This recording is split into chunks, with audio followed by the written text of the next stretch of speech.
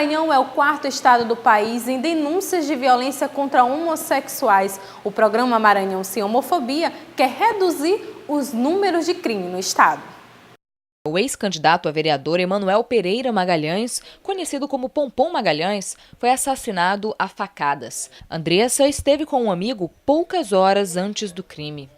Eu estava alguns minutos com ele, horas antes com ele, e a gente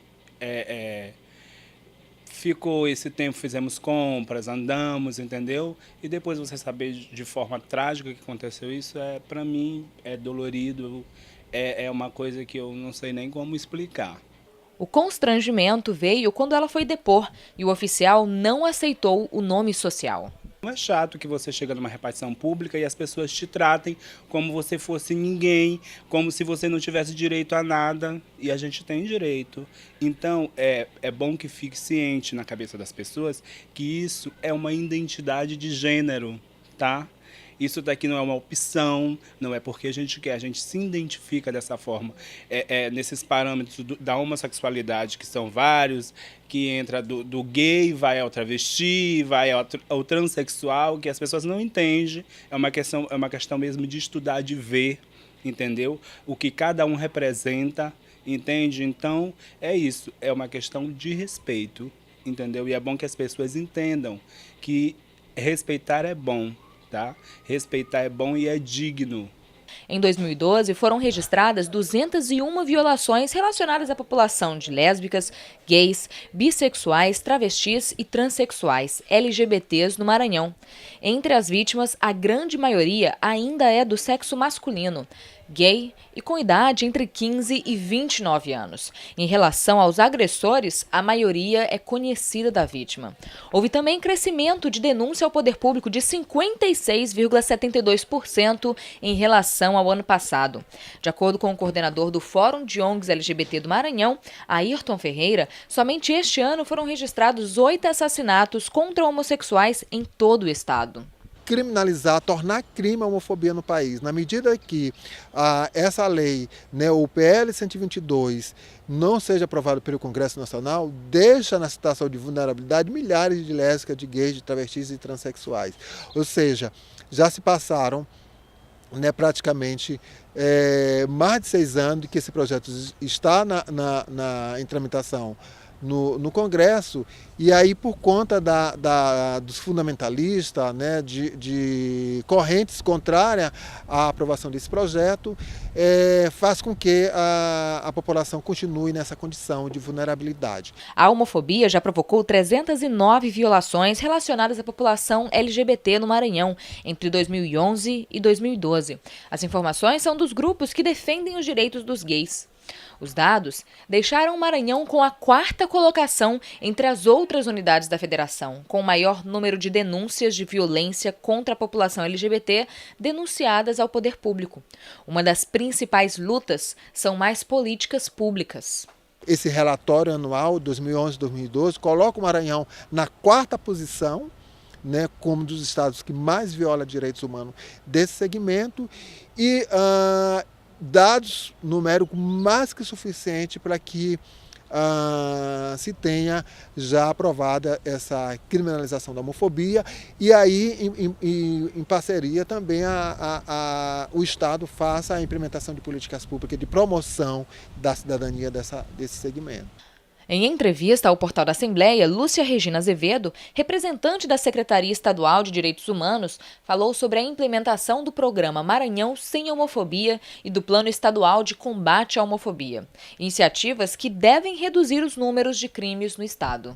O programa Maranhão Sem Homofobia é um segundo lançamento, é uma validação que nós fizemos junto às secretarias estaduais e o movimento social LGBT, através das representações do Fórum Estadual de ONGs LGBTs, e estamos lançando o Plano Estadual, né, de Políticas Públicas.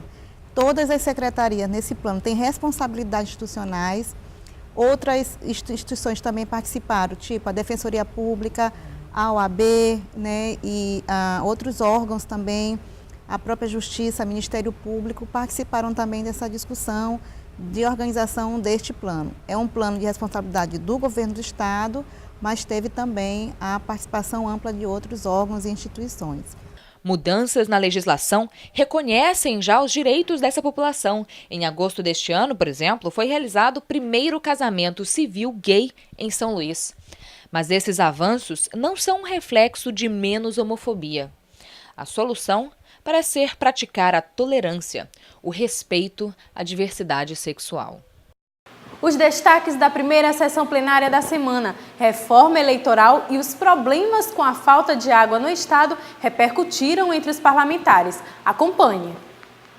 O projeto de lei complementar encaminhado pelo Poder Judiciário, que altera o Código de Divisão e Organização Judiciárias do Maranhão e que visa a criação da comarca da Ilha de São Luís, integrada pelos municípios de Raposa, Passo do Lumiar, São José de Ribamar e São Luís, foi aprovado. Na primeira sessão plenária da semana, o deputado Rubens Pereira Júnior destacou os problemas com a falta de água no estado, principalmente na capital. Através de requerimento, o parlamentar pede explicações do presidente da CAEMA.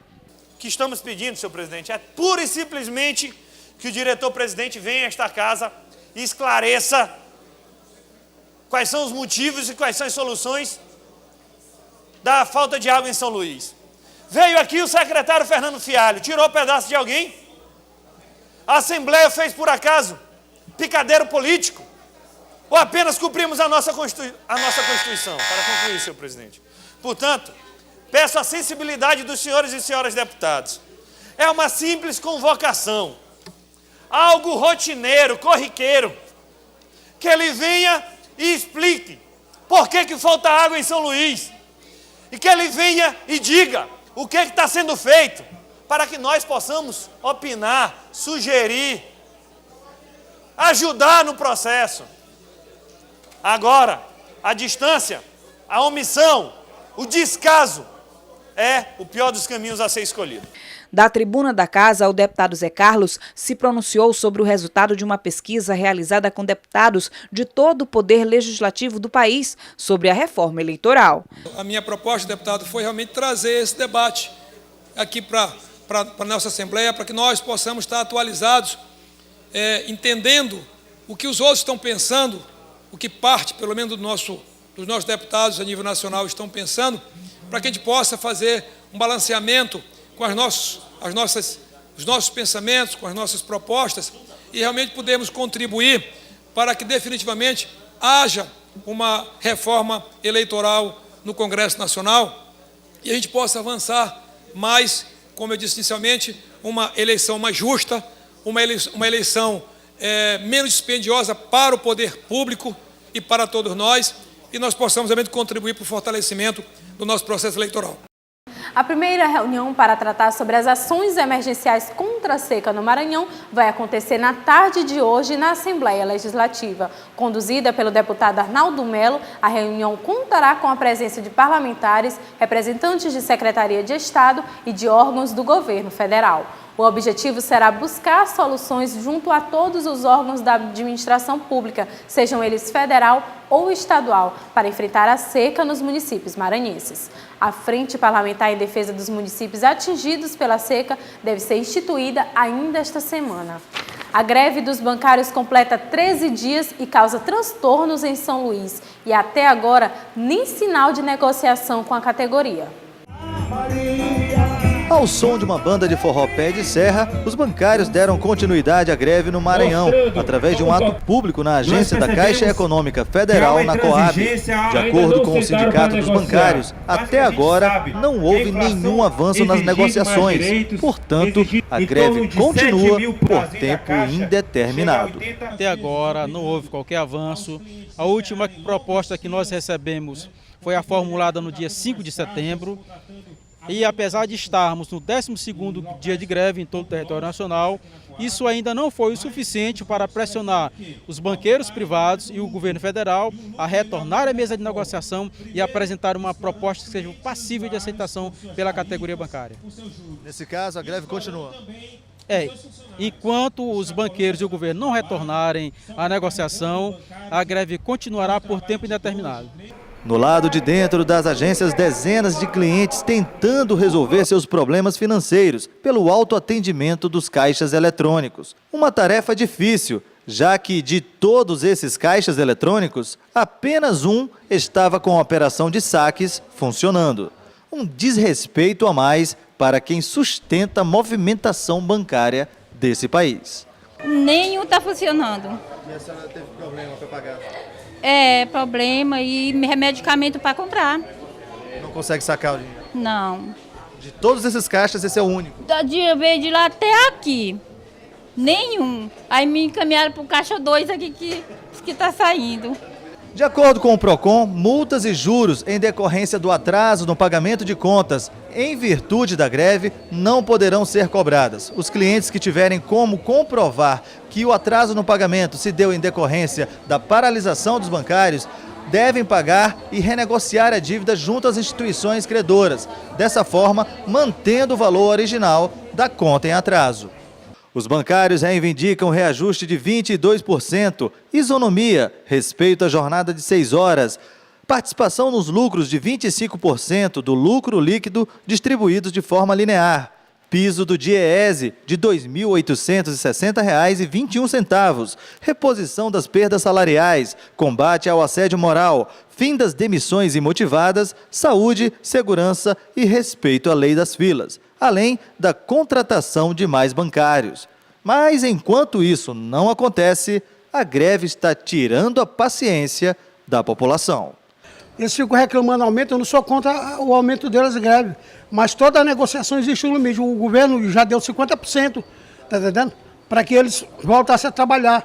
São os caras desses aí que ganham bem, não vou dizer, perto de algumas classes, eles ganham bem, tem regalias, pegam o serviço 10 horas, largam 4, 5 horas, que eles deviam pegar no mesmo horário de outro trabalhador, 8 horas e tirar o horário normal. E a gente chega numas agências dessa aí, tá entendendo? A gente vê tem 16 caixas para funcionar lá e quando pensa tem 4, 5 trabalhando, o resto tudo. Eles pegam 8 horas, quando chegam 10 horas, quando chegam 11 horas, 10, 12 horas eles largam para almoçar e a gente fica lá, tá entendendo? À disposição deles.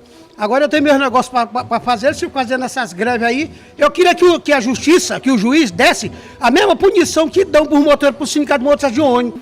No portal da Assembleia de hoje, a entrevistada foi Rayana Reis, que é supervisora das relações de consumo do PROCON no Maranhão. Ela orientou consumidores a evitarem prejuízos durante a greve dos bancários. Confira um trecho da entrevista.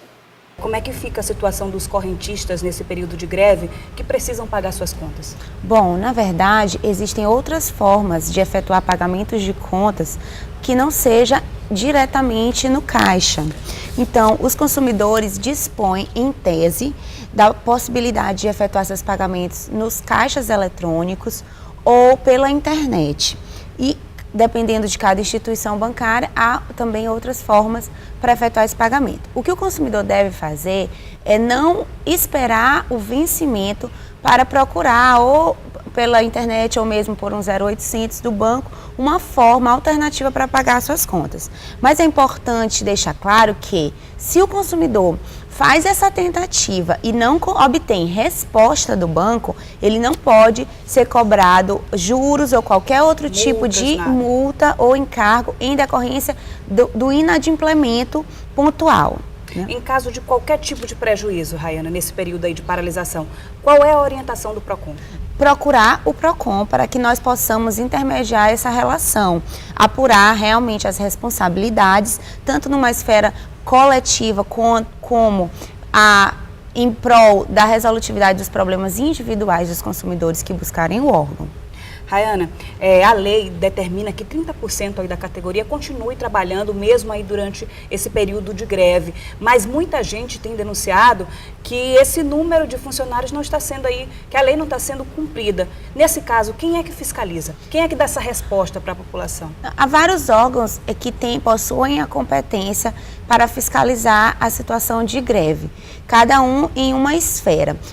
O PROCON, ele possui competência para fiscalização gestão, autuação ou mesmo uma atuação direta no que diz respeito à matéria consumerista. Então, os consumidores que estiverem sendo lesados pela greve dos bancários podem sim procurar o PROCON, seja para obter orientações mais específicas do seu problema ou para fazer denúncias e redimensionar as nossas atuações em direção aos problemas que estão sendo diagnosticados pela própria classe dos consumidores. De hoje a sexta-feira, a Universidade Federal do Maranhão se transformará em um polo irradiador da sétima arte. É que tem início hoje a 36ª edição do Festival Guarnicê de Cinema, realizado pela Universidade Federal do Maranhão, por meio do Departamento de Assuntos Culturais. Serão exibidos 38 filmes e vídeos digitais de curta, média e longa-metragem. Este ano, toda a programação ocorrerá no Auditório Central da Cidade Universitária, no Bacanga, com entrada gratuita. A abertura oficial será às 7 horas da noite. Em meio à programação da Feira do Livro, alunos da Escola de Música fizeram ontem uma homenagem a Catulo da Paixão Cearense. Informações sobre a vida e obra do homenageado foram colocados ao alcance de todos. A reportagem é de Jade Bona. A apresentação é uma homenagem. Eles tocam um verdadeiro hino do sertanejo, o Luar do Sertão.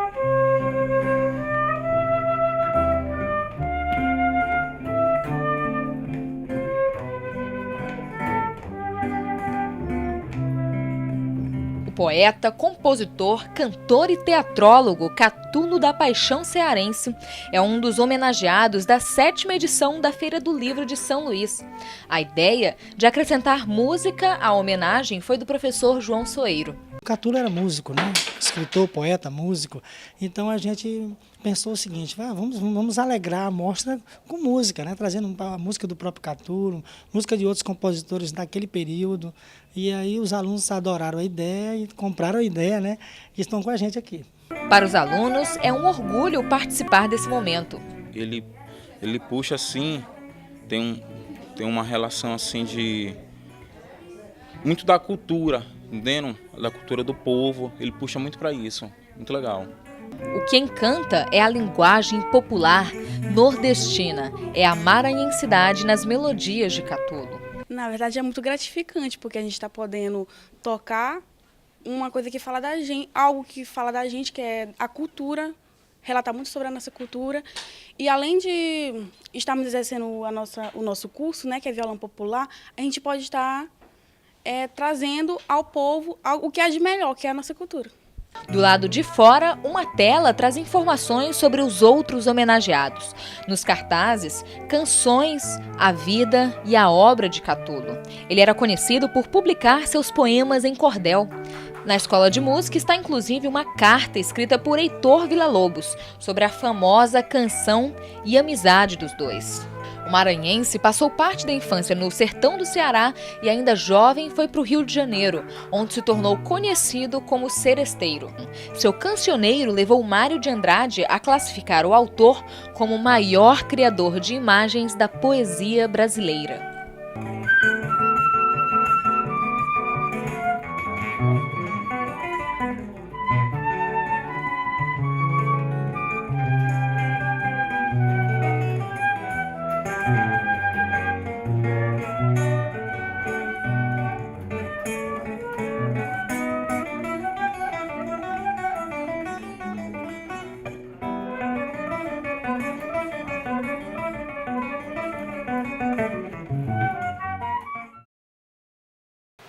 TV Assembleia, o Legislativo até você.